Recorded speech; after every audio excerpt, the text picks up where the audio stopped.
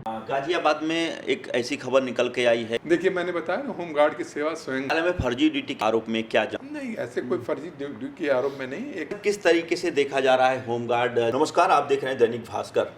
उत्तर प्रदेश में होमगार्ड कई तरीके से काम करते हैं और ऐसे में सरकार के सरकारी कामों में भी उनकी ड्यूटी लगाई जाती है और विभाग जहां उनको भेजता है वहां आप काम भी करते हैं।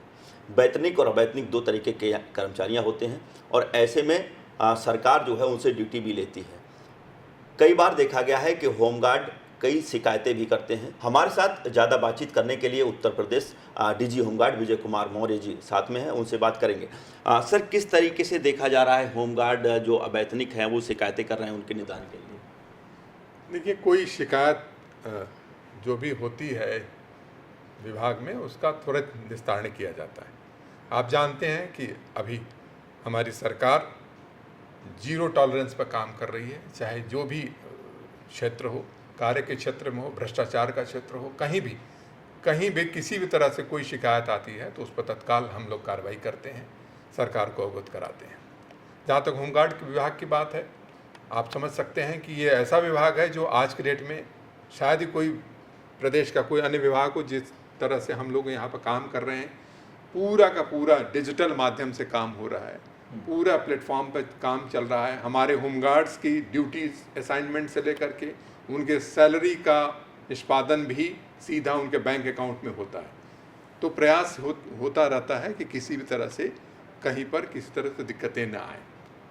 कई बार है, अभी जैसे कि हम लोगों ने एक अभियान चला रखा है कि शासनादेश है कि ऐसे होमगार्ड्स या ऐसे कर्मचारी, अवैतनिक स्टाफ जिन पर कि कोई मुकदमा दर्ज है, उसमें चार्जशीट लगी है और ऐसे धाराओं में चार्जशीट लगी है जिनका कि 7 वर्ष से ज़्यादा उसमें सज़ा का प्रावधान है, ऐसे लोगों को शासन ने आदेश किया है कि उन्हें ड्यूटी पर न लगाया जाए। तो अभियान चला करके इसमें कई शिकायतें प्राप्त हुई थी कि कई लोग इस तरह के हैं जो कि लगे हुए थे। इसलिए पुलिस विभाग से इनका पूरा विस्तृत वेरिफिकेशन करा करके ऐसे लोगों को अलग किया जाएगा और जो अच्छे लोग हैं उनको प्रोत्साहित किया जाएगा। हमारे विभाग में जैसे कि अभी माननीय मुख्यमंत्री जी ने सहृदयता दिखाते हुए हमारे सारे होमगार्ड्स के जवानों का आयुष्मान कार्ड बनाने के निर्देश दिए हैं। तो इस तरह से बहुत दिनों से हमारी मांग लंबित थी कि होमगार्ड्स के स्वास्थ्य के संबंध में अलग से व्यवस्था की जाए। तो अभी आयुष्मान कार्ड सभी के बन रहे हैं, उस तरह से उनका काफ़ी ध्यान रखा जा रहा है। हम लोगों ने प्रयास करके होमगार्ड के सभी जवानों का सैलरी अकाउंट विभिन्न बैंकों में डाल करके प्रयास किया है कि इनका यदि किसी तरह दुर्घटना मृत्यु होती है तो उन्हें 30 लाख से 40 लाख तक का एक बीमा राशि, इनको एक मुश्त राशि इनको प्राप्त होती है। माननीय मुख्यमंत्री जी ने किसी भी तरह से मृतक की अवस्था में 5 लाख की अनुग्रह राशि स्वीकृत की है, जो कि हम लोग लगातार जब भी ऐसी घटना होती है वो दे देते हैं और साथ में आश्रित के रूप में भर्ती भी करते हैं। तो होमगार्ड्स के वेलफेयर के लिए होमगार्ड मुख्यालय और सरकार पूरी तरह से प्रतिबद्ध है, कोशिश कर रही है। साथ साथ हम ये इंश्योर करते हैं कि अनुशासन में रह करके एक अच्छी ड्यूटी का नमूना प्रस्तुत करें। आपने देखा होगा कि अभी जब भी 26 जनवरी पर परेड होती है तो होमगार्ड का जवानों कंटिंजेंट का प्रदर्शन उच्च कोटि का होता है। हमेशा 1, 2, 3 में कहीं न कहीं इनकी रैंकिंग होती है, हमेशा रहती है। तो हर तरह से इनके वेलफेयर के साथ साथ इनका ड्यूटी असाइनमेंट के साथ साथ प्रयास किया जाता है। होमगार्ड के जवान आज के डेट में हमारे जो 112 की व्यवस्था है उसमें बहुत ही अच्छी तरह से लगे हुए हैं। जितने पायलट्स हैं, लगभग जितने भी 112 की गाड़ियाँ हैं उसमें आज के डेट में हमारे पायलट्स होमगार्ड के जवान लगे हुए हैं। ट्रैफिक पे बहुत अच्छी तरह से मुस्तैदी से हमारे होमगार्ड के जवान ड्यूटी करते हुए दिखाई पड़ते हैं। बहुत दिनों तक उनके वर्दी की भी थोड़ी समस्या थी, उसको भी अब लगभग हल कर लिया गया है। उन्हें अब सीधे उनके अकाउंट में वर्दी का अलाउंस 3000 रुपये प्रति 3 वर्ष में उनको मिलता है। तो बहुत सारी चीज़ें हम लोगों ने उनके वेलफेयर के लिए प्रयास किया है।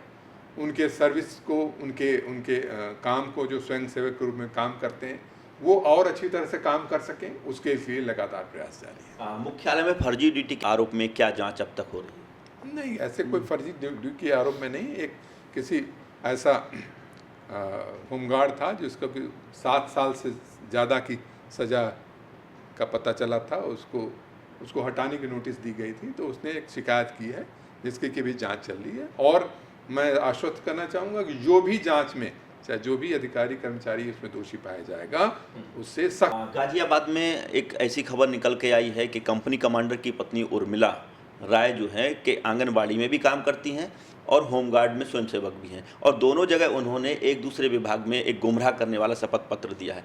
इसको संज्ञान में लेकर किस तरीके से कार्रवाई होगी? देखिए, मैंने बताया ना, होमगार्ड की सेवा स्वयं सेवक की सेवा है। तो पहले तो बहुत सारे ऐसे लोग भी जो सरकारी अधिकारी कर्मचारी भी यहाँ की सेवा कर सकते थे।